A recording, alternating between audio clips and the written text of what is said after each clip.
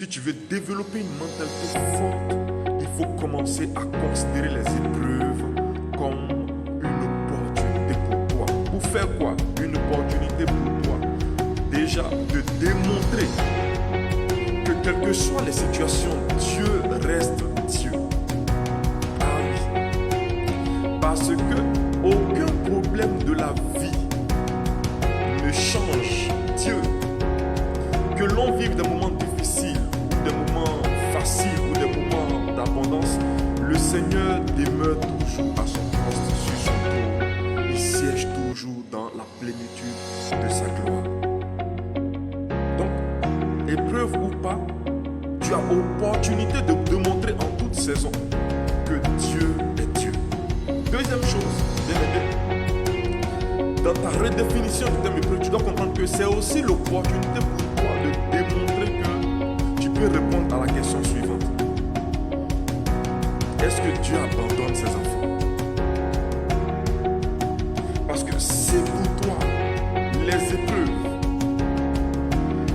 sont une démonstration que Dieu abandonne ses enfants, crois-moi, tu n'arriveras pas au bout.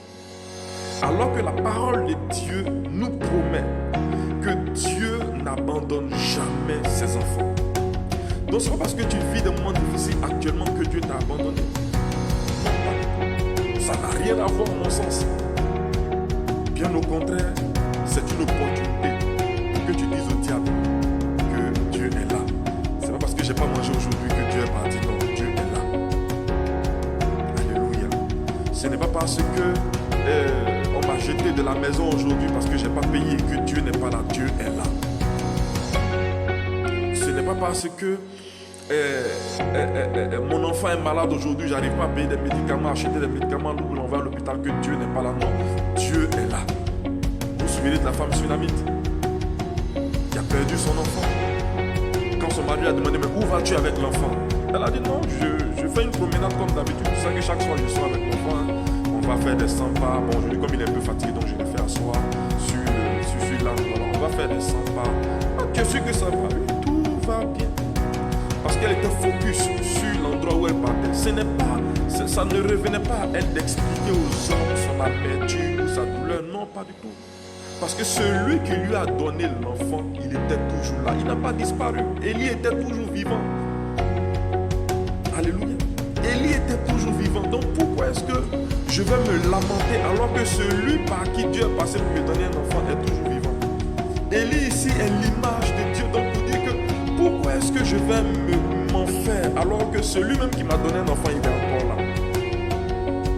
Donc vous comprenez que celui même qui vous a donné la vie, il est encore là. Pourquoi alors si ça chauffe? Celui qui vous a donné à manger hier, c'est le même qui est là aujourd'hui, même s'il n'y a pas à manger. Donc s'il y a un problème, on retourne simplement le mot, j'ai pas à manger. Et la Bible dit qu'il est fidèle. Donc dans les moments difficiles, bien aimé, il faut te dire que ton Dieu est toujours là. Et il est important que tu répondes à une telle question. Souvenez-vous, Job. Quand Job a commencé à vivre ces moments difficiles, sa femme lui a dit, maudit Dieu et meurt, parce que sa femme était convaincue que Dieu n'était plus là. Dieu avait abandonné Job. La femme de Job, l'épouse, l'intime de Job, vous imaginez ça, s'est joint aux amis de Job, qui sont une sorte aussi d'intime de Job, pour dire que Dieu t'a abandonné. C'est pourquoi tu vis ça.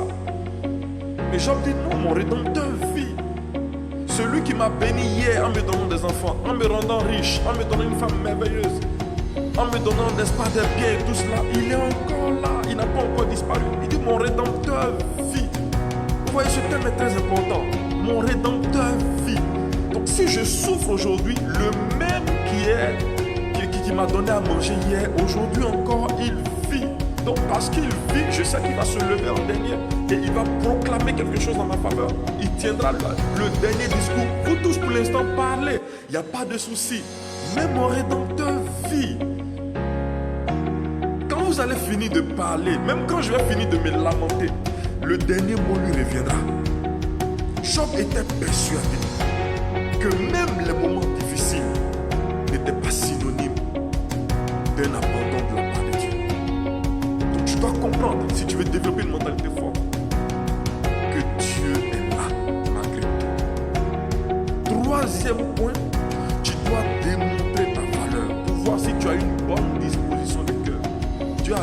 peuple Israël, mais dans le désert, je vous ai soumis aux épreuves. Ça chauffait sur vous.